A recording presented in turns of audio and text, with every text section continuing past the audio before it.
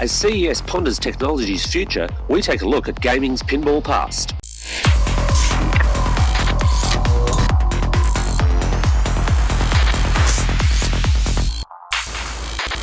Vertical Hold is proudly brought to you by Alcatel. Welcome to Vertical Hold, the tech show where we channel surf through the headlines in search of the big picture. This week, I'm not joined by professional Elvis impersonator Adam Turner. As part of our summer show series, we sat down with technology experts at CES 2017 to talk the issues. This week, though, I went a little bit off the beaten track to talk to Tim Arnold, who runs the Pinball Hall of Fame in Las Vegas. I'm Tim Arnold, the Director of Stuff and Things here at the Pinball Hall of Fame in Las Vegas. Director of Stuff and Things is an awesome title. And I've got to admit, I'm kind of overwhelmed by the whole place. Obviously, for an audio podcast, you absolutely can't see what's going on, but you can probably hear it. There is a 360-degree camera tour you can take on Google Earth, Google Maps, something like that, some Google thing, that you can actually walk around through the aisles and see all the machines. But keep in mind also that there's another building that has 800 more. This is 250. So this is only the tip of the iceberg as far as what the whole collection is. Are there plans for the iceberg to emerge, or is that just impractical in space grounds? Well, it's space and time and parts, and the problem with trying to enlarge an idea like this is that the parts I need don't exist, and the people that understand how to put the parts in don't exist.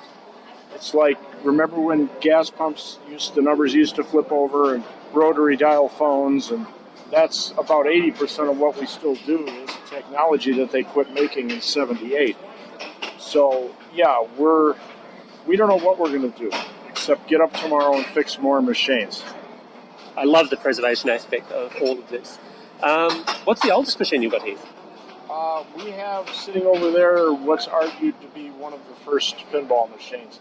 The problem is they all appeared mysteriously at the same time in 1930, 1931, and everybody who made a game claimed they made it first. So we have Gottlieb's first game, we have Bally's first game.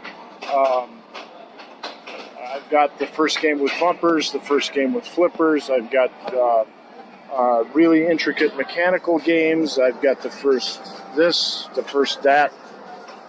And again, nobody cared about this enough to even save factory records. And we have to go by microfilms of old magazines and libraries and dig for information and old technical manuals. And the factory didn't even have a correct list of the games they'd made up until a few years ago. It's like, we don't know. We finished making a game and then we move on to something else. We forget about that old stuff. So I look at this place kind of like being the Turner Classic Movies thing, where everybody laughed at Ted Turner when he bought all those old movies. He said, what are you buying those for? We can't even sell them to the Late Late Show. They're old and they're scratched and nobody wants them. So he said, well, I see some value there. I think what we should do is take all these movies. First of all, get rid of all the 16mm TV prints that look like crap, and let's make nice new prints, and let's put them on a channel that has a little history guide before them and after them, and have movie celebrations and movie trivia and movie magazines and all this other stuff. That's kind of what we're trying to do here, only with pinball.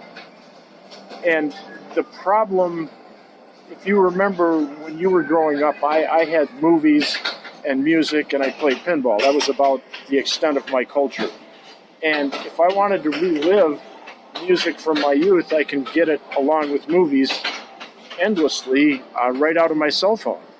But pinball only exists in the real world, so it was quite a trick to get this much space this close to the strip, affordably get all these games moved in here and operate this thing on a day-to-day basis. The economics of it are scary.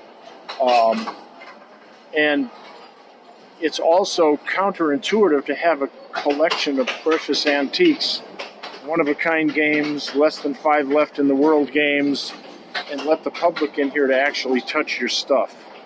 You don't know how hard that is for me to do. I can only partially imagine, but I'm massively, massively grateful that you do. Yeah. It's also run as a non-profit, as I understand. Yeah, that's we looked at the economics of it and said, look, we can try to make money at this and we'll lose our shirt. Or we can just go the not-for-profit angle, run everything ass backwards, not pay for anything, run it on the cheap, and maybe we'll break even. And that happened almost immediately. So then we've been moving into cash flow positive for a long time. So yeah, it's not that the public doesn't want it. The problem is that maybe the public wants it so much that we can't keep up.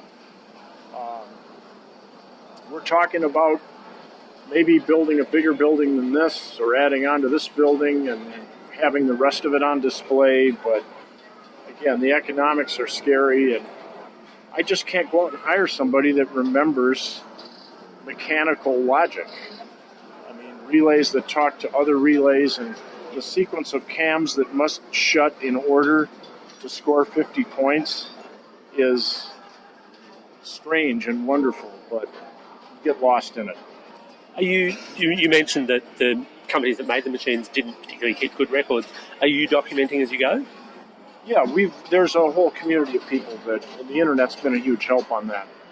Because all of a sudden, what I used to have to go down into the basement of the library at the university and request a microfilm and put it on a machine and view it, never mind taking a picture of it. I had to make notes of what I was viewing, and it was a laborious process, and now you just Google something and the answer comes up. So yeah, that's cleared up a little. And there is this maker movement where kids are starting to actually get back into the manual arts now, which I encourage a lot. And maybe I might be able to find some kid that could, take this over and learn this and keep it going, because I got a few years left, but at some point I'm going to be too old for this, and I'm just going to, Surely you're never too old for pinball. For fixing it, yes. These things are heavy. Fair it's enough. hard on your knees, it's hard on your back, and your fingers can only go for so many years. This is my 45th straight year of doing this, and at some point I'm just going to say later with the chickens and the cows. I'm going to put a sign on the door that says "Gone fishing" and take off. If it was easy, there'd be these places everywhere. Finding the games is difficult. If I wanted to start this collection today, I couldn't get half of what I've got because it's all been ruined in floods and fires, or it's been collected. I can remember in the 70s driving around all over the South picking up warehouses full of games for $50 to $100 a piece. And sometimes it cost me more to haul them home than it did to buy them. And then the old guy that sold me the stuff, we'd finish loading up and we're saying goodbye to the guy. And he says, well, I wasn't going to say nothing to you, but you boys are idiots. Because I was going to send all this crap to the dump, and you gave me $2,400 for it. So, it's... I don't know if it's a sickness or just stubbornness that, I've been able to get this to this point. Other than the fact that it's like you said, if nobody saves this, it disappears. So, and if you're listening out there in Australia land and you're considering, if you're coming to Vegas, you really should make an effort to get over here, because if I get hit by a bus, I guarantee you this thing is going to close up the next day. So you may come by and there might be a sign on the door, "Gone fishing." And if you're going to be in Las Vegas, it really is something to see. It's also one of the few things you can still do in Las Vegas where you can park free and walk in for free. Because Vegas lately has been getting really expensive, and they're just nickel and diming you on everything. They're charging you for drinks, parking, and putting a resort fee on your $25 room, so all of a sudden it's $70. And this place is a throwback. Half our games still cost $25 in here. I mean, that's an outstanding bargain, and it's truly unique. So, yeah, Absolutely. if you get a chance, you want to see history, what was at one point a larger industry than the movie industry in the 50s.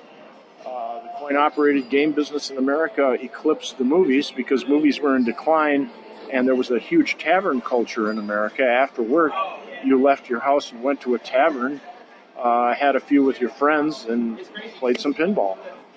And now it's exactly the opposite. You stay home and have your fun, and nobody goes out anymore. So, yeah, if you're in Vegas, I really recommend you stop in.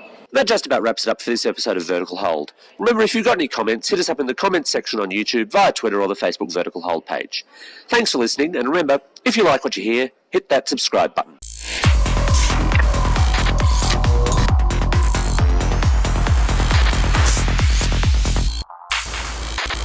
Vertical Hold is proudly brought to you by Alcatel.